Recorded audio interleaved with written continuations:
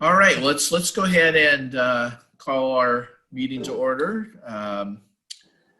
12:08 on January the 6th. We'll start with the flag salute, please. I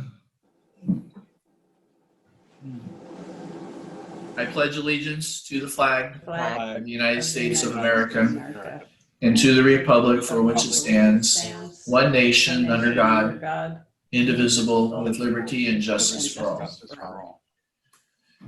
Thank you. Let me put my sticker on my door here real quick.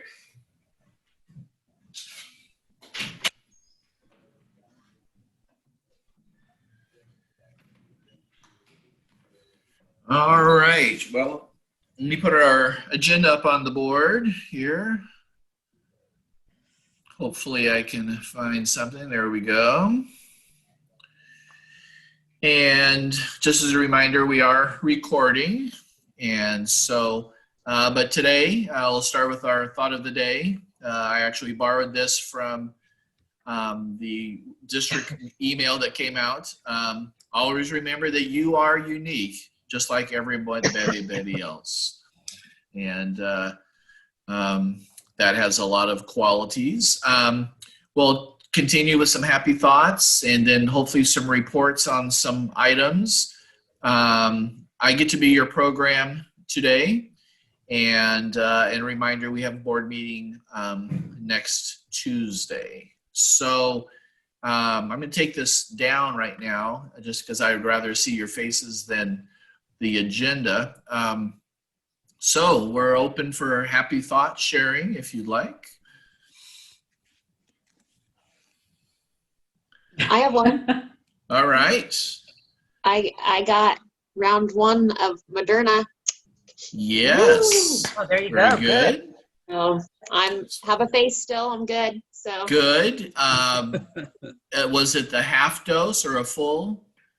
it's split. So 28 days. Well, I got it on December 30th. Okay. So 28 days from then I go back. I got it at the hospital, and the lady that was giving me mine said everything had gone really smooth, and they'd done like 150 or something at that time, and everything was going okay. So good. And I guess what I was referring to is most recently they've talked about Moderna doing half of a half, if you will. Oh. Rather than 2 doses. Yeah, you got the full dosage, which is good. I'm sure. And so, yeah, and I know educators are up the list. I think we're in the 1B group. And so hoping that in our county, we can get to my staff, all the teaching staffs sooner than later. I was at a superintendent's meeting yesterday and hearing some of the horror stories around the state. Just as a brief example, Lynn County is getting 100 doses a week. Union County, and Lynn County is, Salem, no, not Salem. Well, you know where Lynn County is. Yeah. Albany and all of that. Union County is getting 100 a week. And then there was some other a community of 200 that received 400 doses. Oh, no.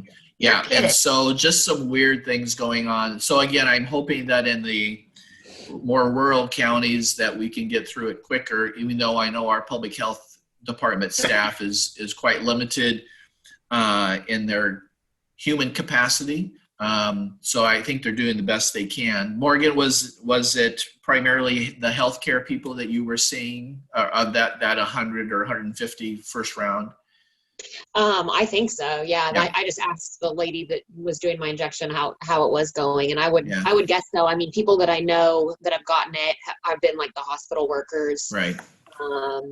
Yeah. So I've also seen the dental hygienists have also got it. Yeah. Well, congratulations. You're cardinal.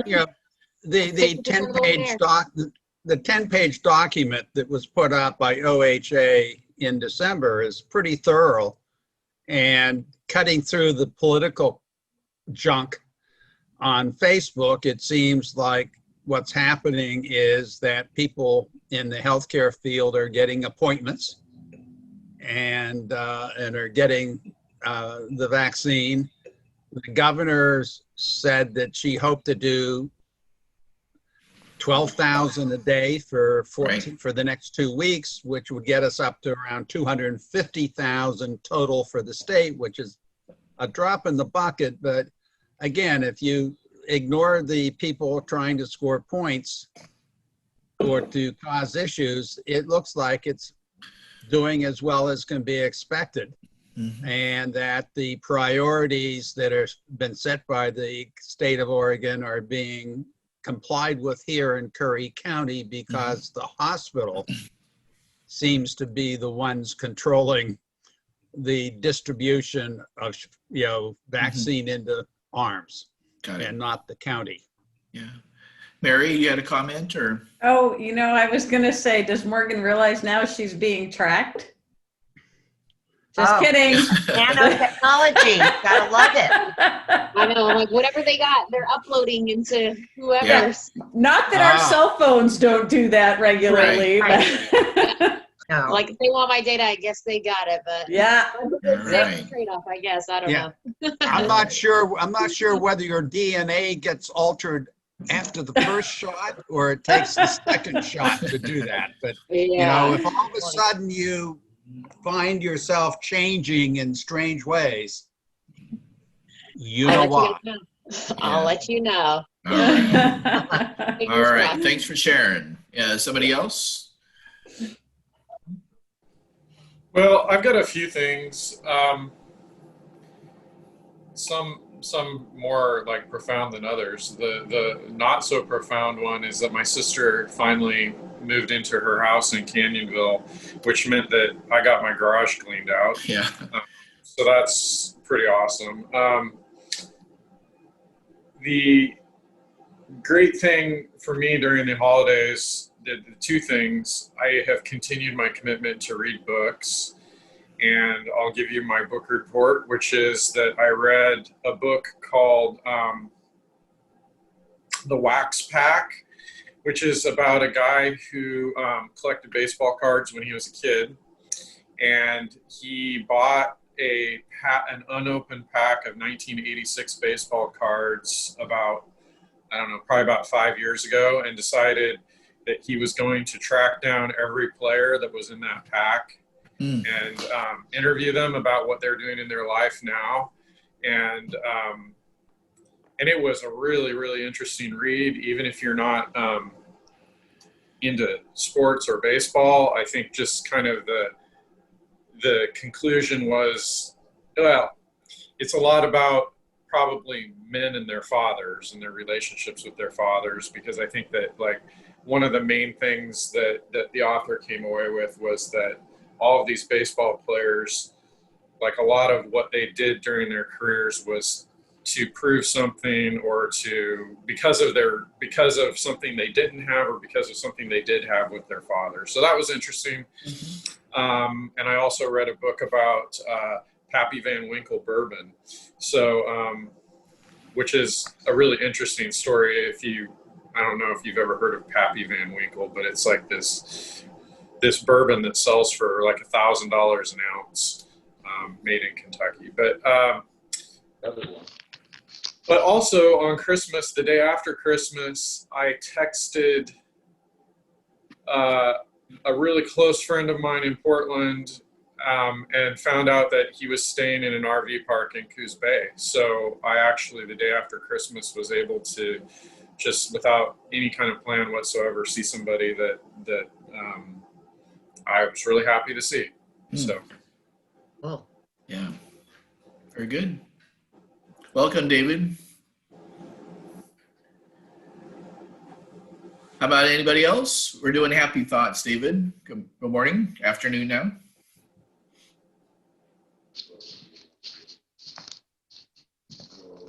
All right.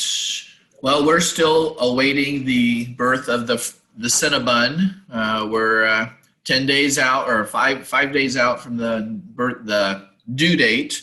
So we'll keep you posted on that. And yeah, good holiday. It was interesting.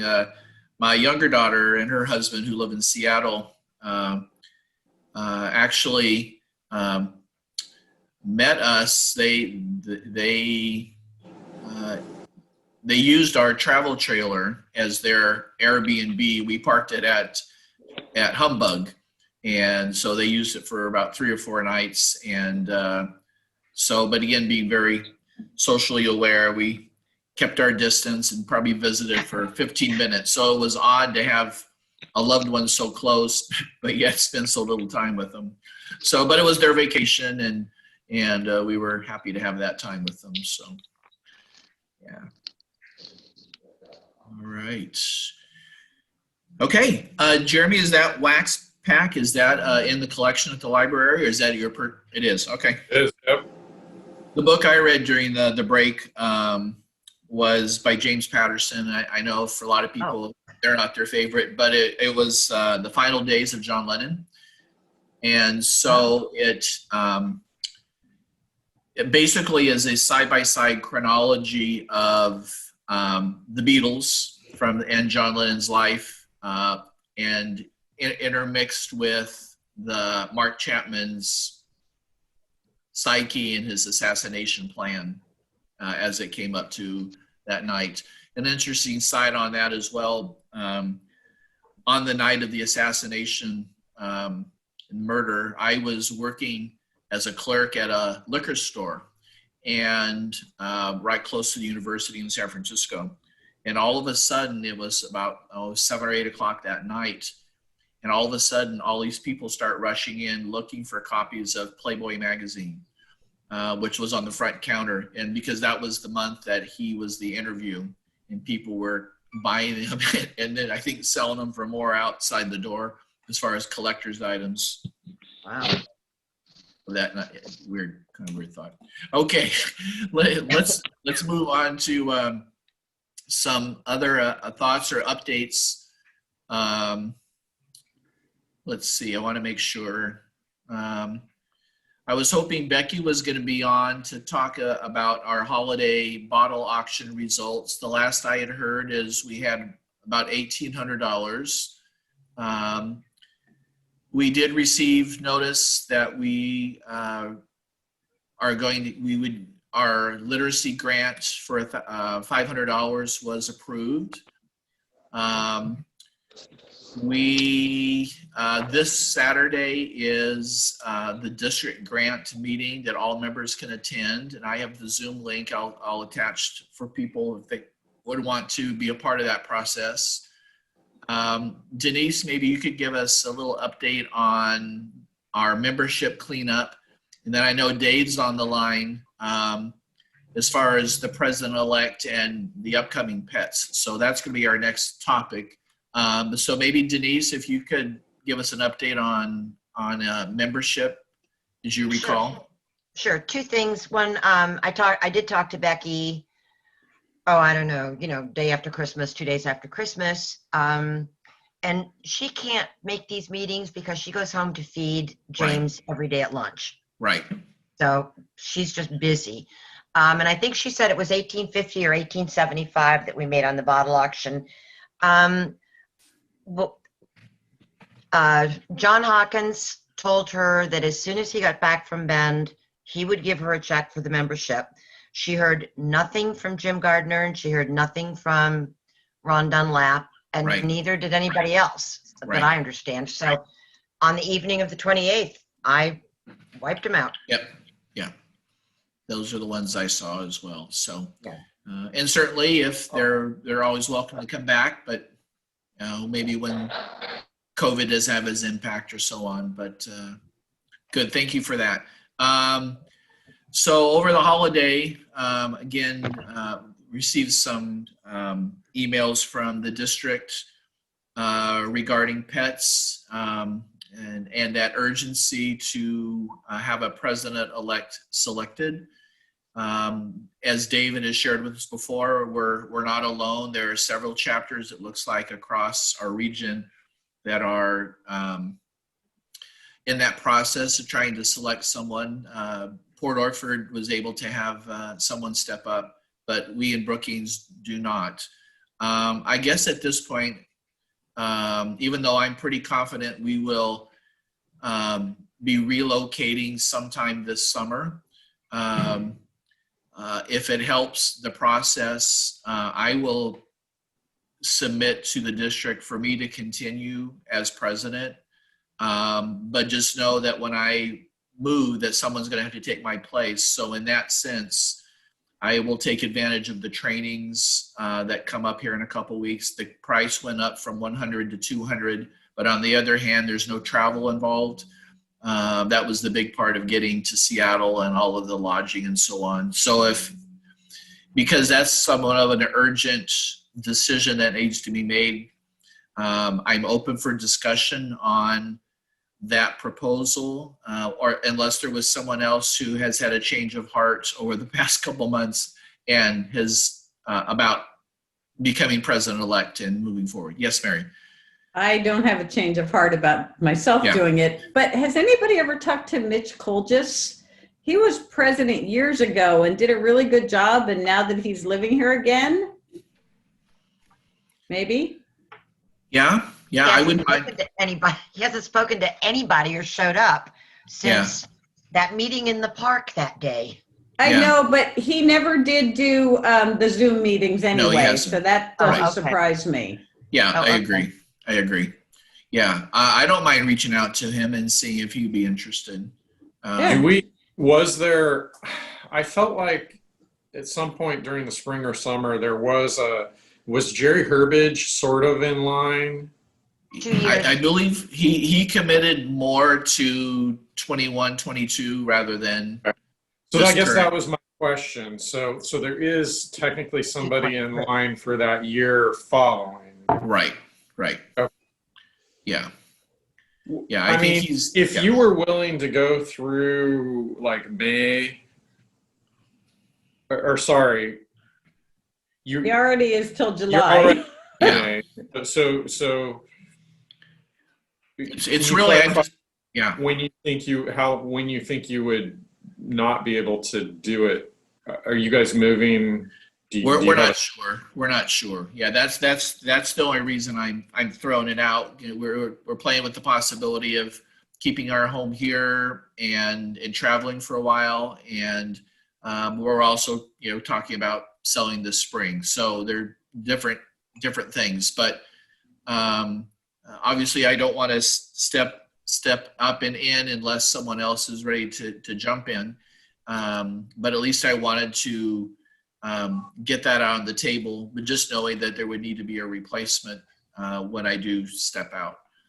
I'm curious, and if Dave Bassett could unmute and maybe answer the question, are there other clubs, small clubs like ours, who are just going to do a moratorium for a while because of non-attendance and Zoom and all of that? So they're just sort of holding and not worrying about it and not holding meetings? I've heard of some places doing that.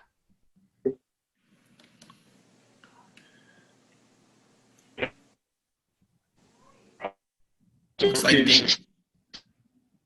go ahead, David. Sounds like we're getting parts of your conversation.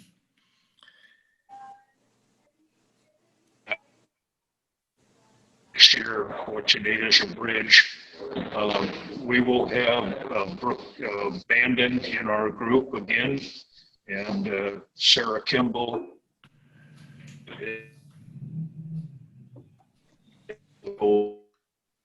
David, we can't hear you at all.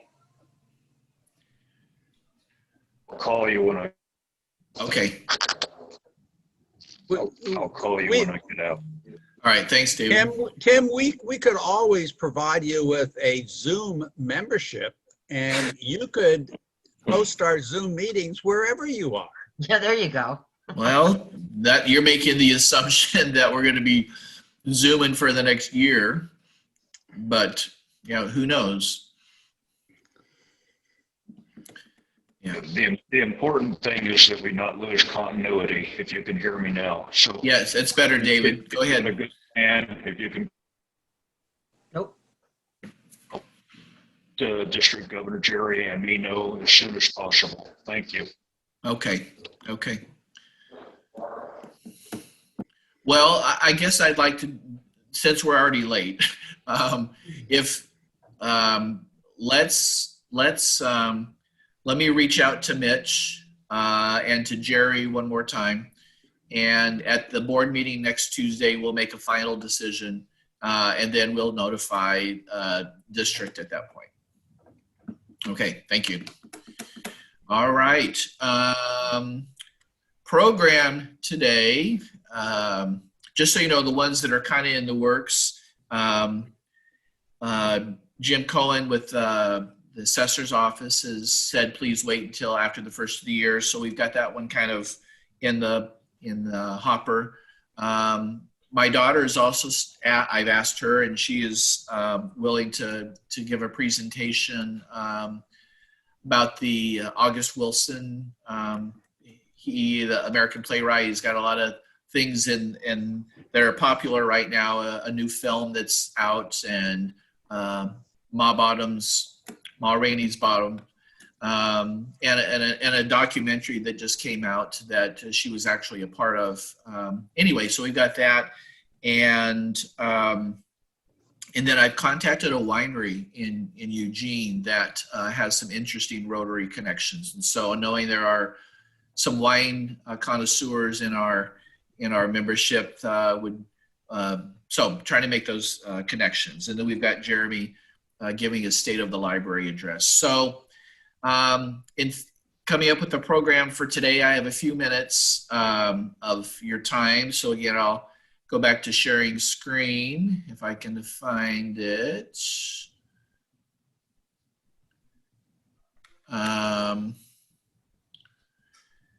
Let me see if I can go there.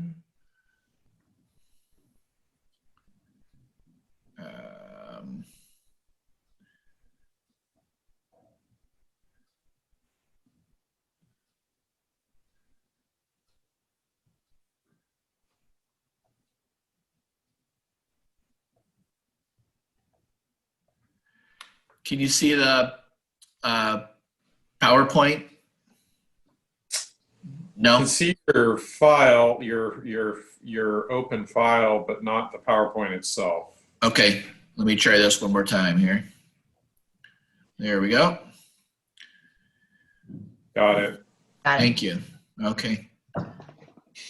All right. Well, this is kind of a second version, if you will, of the Student Success Act. And it was about, well, 14 months ago that the district was on its journey to complete a plan for year one, which is this current school year. And this was the beginning of hopefully a continuation of additional funding provided by a corporate tax. And as required by that law, we are to do a series of community involvement and community engagement sessions. And Rotary actually was my first one in November of 19. And so I've kind of revised that one to give you a report on what we've done with that money, and then kind of verify with you or use the brain trust present to either affirm or come up with something in addition for our school board to consider. So, so basically, again, the law passed. It was about approximately $2 billion in additional revenue specific for K-12. There were certain areas that the money could go towards. I'm going to share with you the results from last year's survey and how it influenced this year's plan, and then talk about the impact of what COVID did, and then finally getting into the submission for us to continue. So again, a quick review, the student investment account is a portion of is half of the Student Success Act.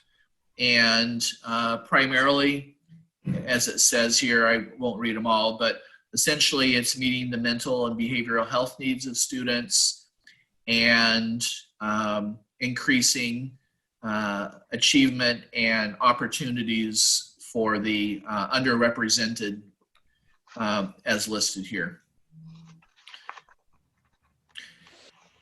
There were 4 categories that the money could be used for, around class size, around well-rounded education, around time, how we use time, and then health and safety.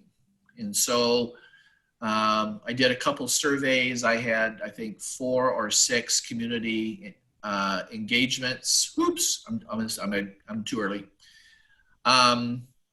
So basically that's the same what we did. So these were the results of that survey. That we had 275 people respond, and these were the 4 priorities that came out of that. To hire a full-time counselor at Riley Creek. In the past, it had been when I first came to the district, it was one counselor for the district. So half the day was at the high school and half the day was at the elementary. Through some other grant funding, we were able to add another half to the high school, primarily around careers and college counseling.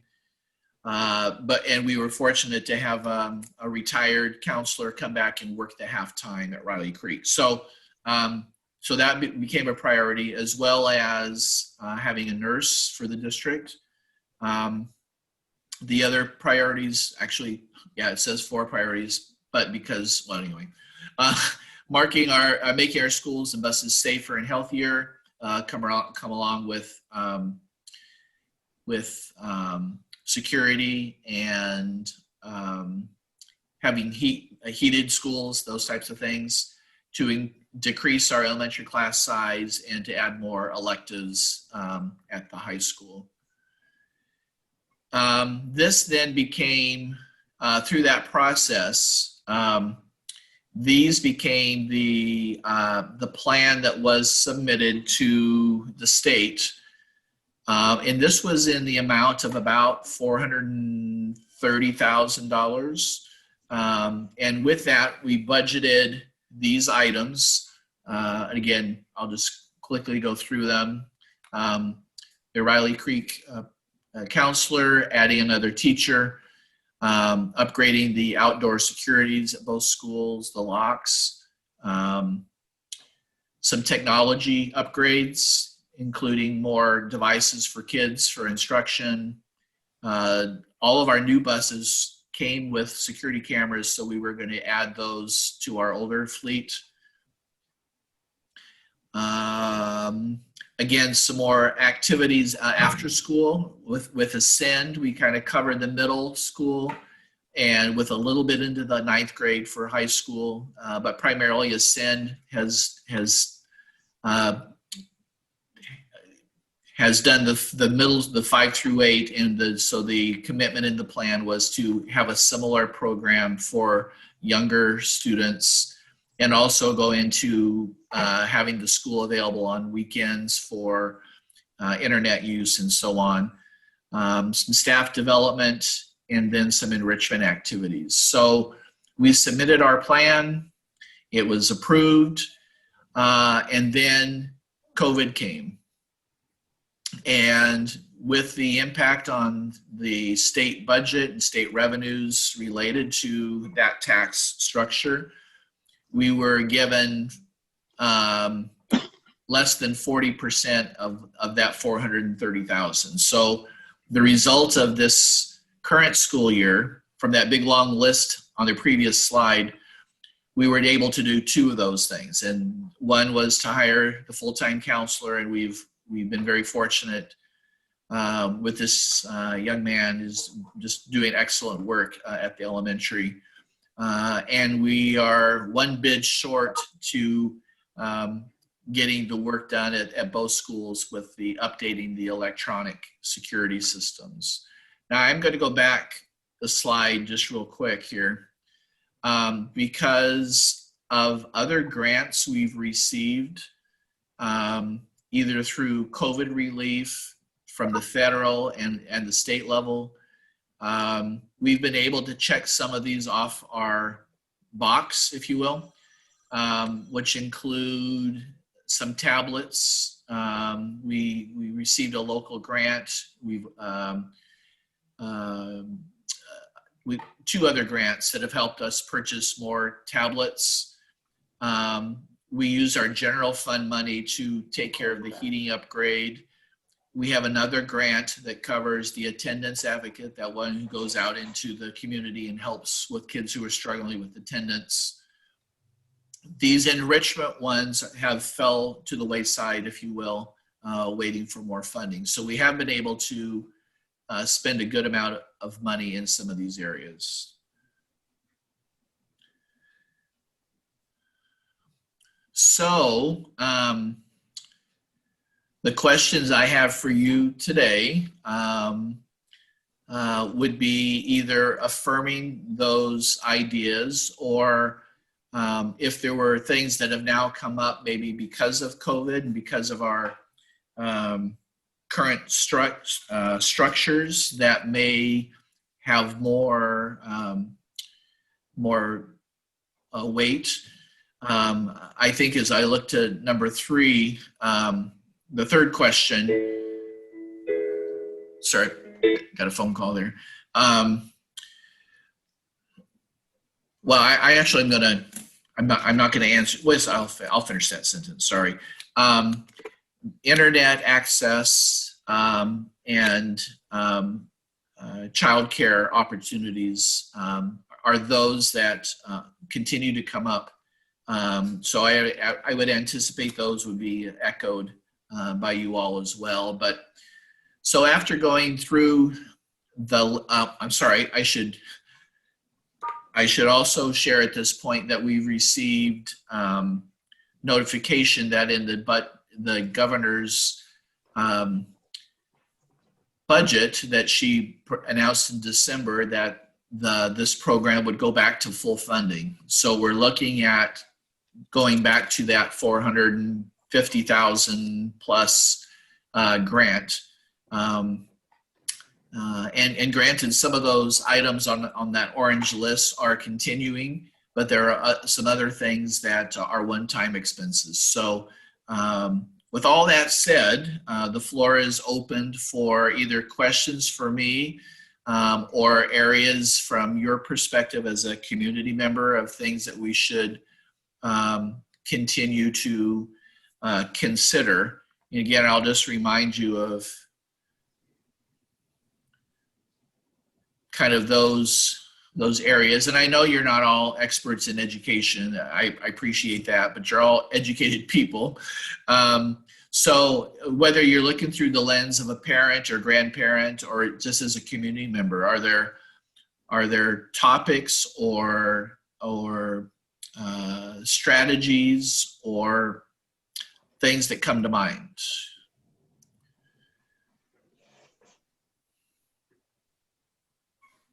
Well, I'll just say, as somebody who is not a parent or a grandparent of a child in our district, I have no idea what is going well or not well in the district, or what could improve. But to go to the third one, the barriers, if part of this a year ago when you were putting this together was to address the disparity in children's level of achievement, blah, blah, blah.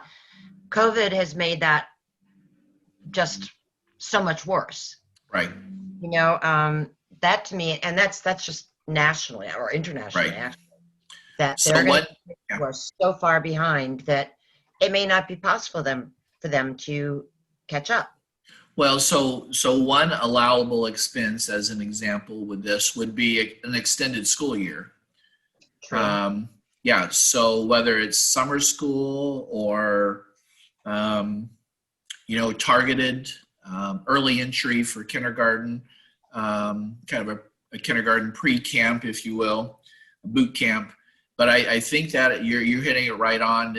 Julie and I were talking about this last night, and again, it's worldwide. How are we going to look back at this year and a loss of of growth, if you will, for most kids. Yes, we're doing our best with what we have, and knowing that, locally having the kids in school is such more of an advantage than the majority of our state.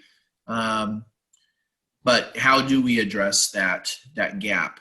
And so what I hear you saying is identifying ways for that achievement, whether it's more time or extended summer.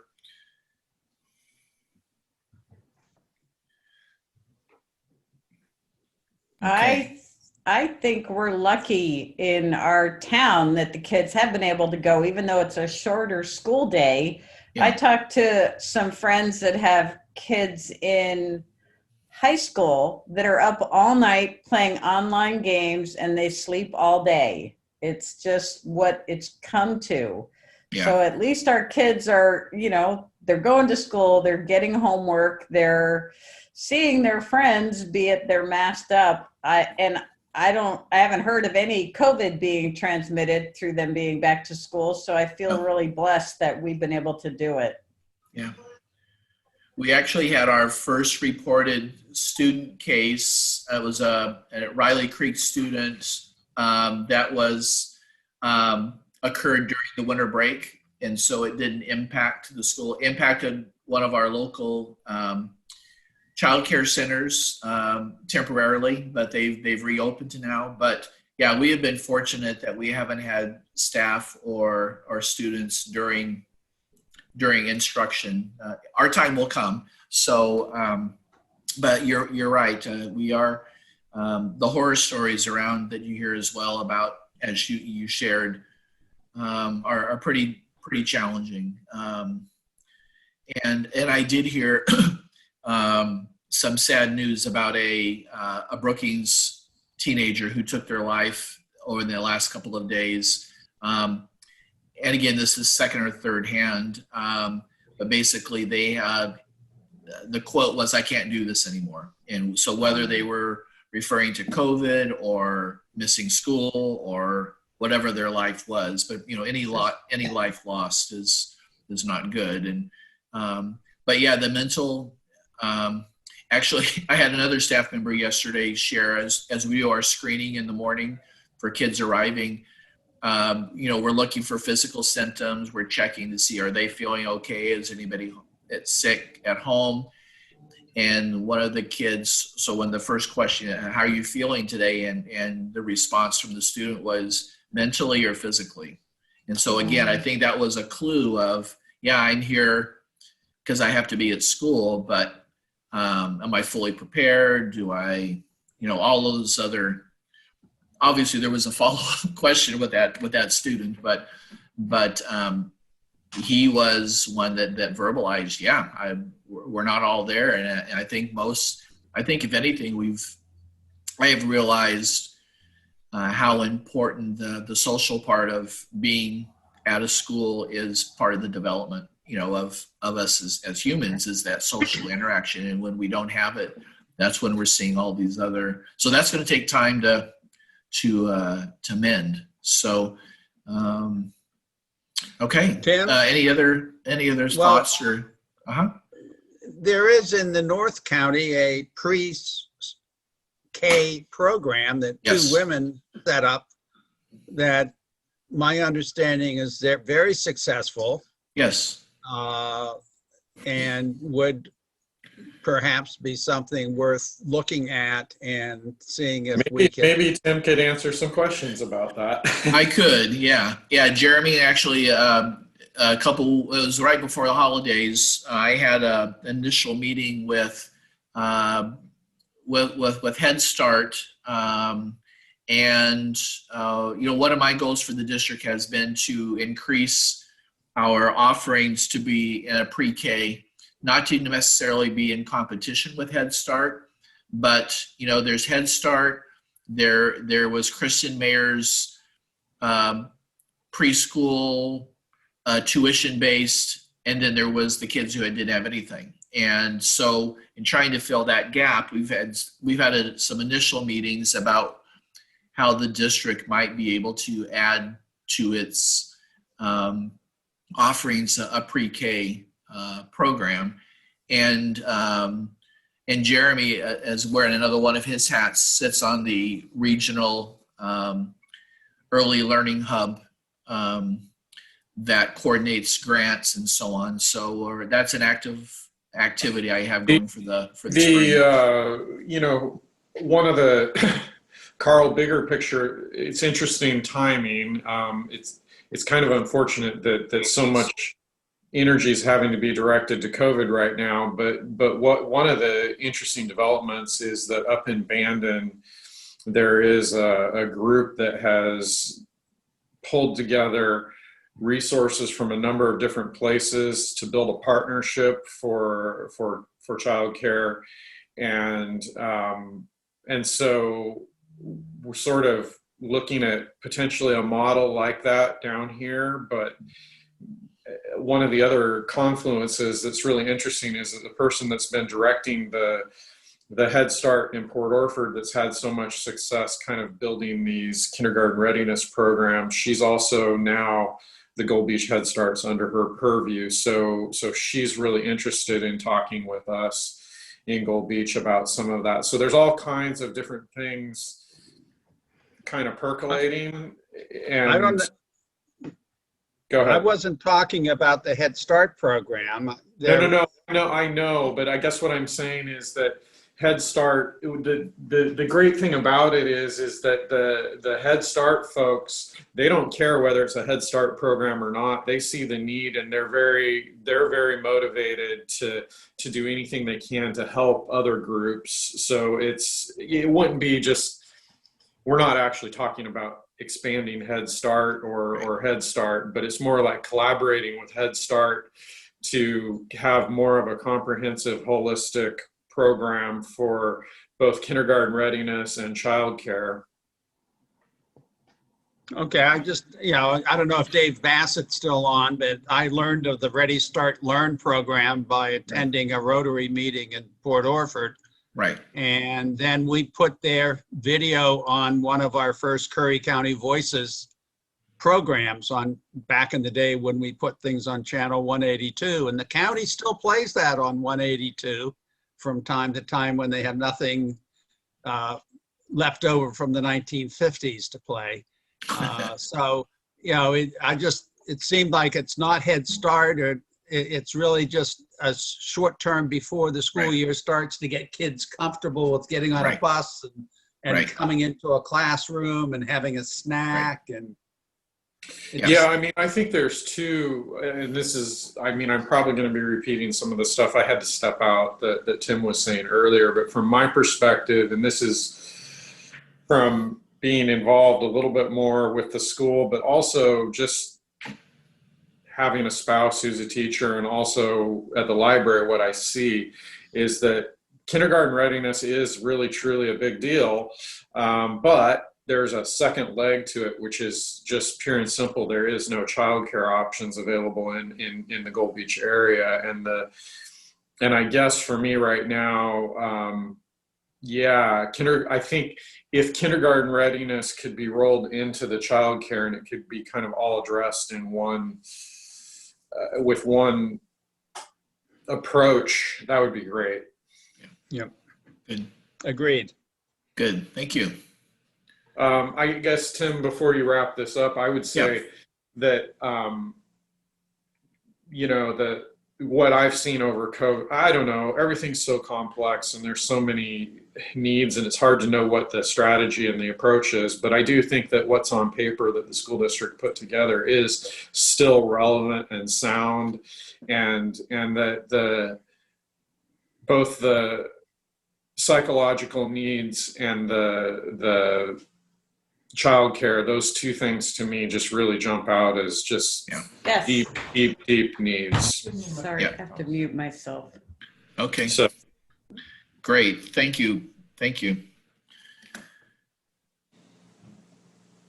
Well, Tim, the one thing I really hope is that, I mean, healthcare workers obviously desperately need the vaccine, but I think teachers and staff are right up there with them. I think they absolutely need to be vaccinated so that we can get our kids back in school and we don't lose teachers. Yeah. Tim, my doctor in Grants Pass sent an email kind of giving some updates on when she thought vaccines would be available to different tiers of people that are her customers. Mhm. And it looked to me like what she was saying, and she's in Josephine County, so I don't know, but she was sort of saying that for the average Joe, actually, I'm not even sure if it was the average Joe, but for like the B category, it might not be until March. Do you have any sense of that here in Curry County? No. But again, at my meeting yesterday, for the governor's goal to have kids in the building as soon as possible, there certainly has to be some coordination with that whole vaccination program. To say I want kids in school by February 15th right now seems like an unrealistic target if you also want all the teachers vaccinated by then. So hopefully we're going to meet in the middle sometime. I'd always hoped that would be before spring break, personally. But I have no conversation. I haven't had any contact with our local folks to see where we are in line. Facebook is hard to get any news since the one blog shut down. Are you hybrid or are you? We are. Yeah, we're able to continue in our same model. So something you might be aware, over the holiday on December 23rd, the governor declared that the metrics are, rather than be mandatory, are advisory. But we're really not sure what that means. And so those discussions are continuing, and we've been informed that on January 19th, we'll get some new guidance. The tenor of the room yesterday, of the Zoom of 200 plus, were, even though the term is advisory now than mandatory, most districts are not going to jump right in and say, okay, now we can open our doors. They're going to still rely a lot on OHA and the data. So with that said, Curry County in the last 2-week look back went from the red to orange. So we're looking in the right direction. Of course, we know there's the next couple of weeks will be crucial, but we're confident on what we're doing.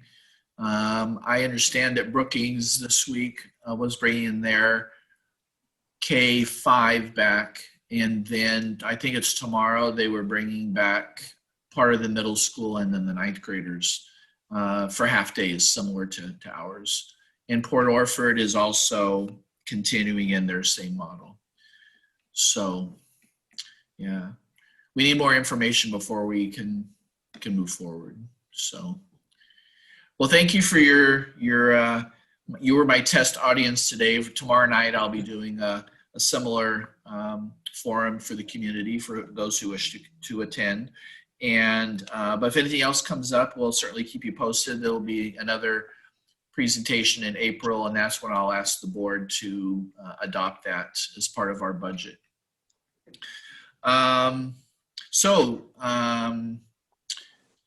Is there anything else for the good of the order? Okay, well, it's great to see everyone, and we'll again have a board meeting next week, and we'll knock out some of these other items. So best wishes to you all, and stay dry, stay safe, give an arm to somebody. If they'll give you a shot, take it. And we'll continue to see Morgan's development to see if there's any extra ears or anything. Exactly. Okay. Or in her case, it'd probably be an extra eyeball or something. So There you go. yeah. All right. Take care, everybody. I'm going to go ahead and stop the recording. Bye-bye. Bye-bye.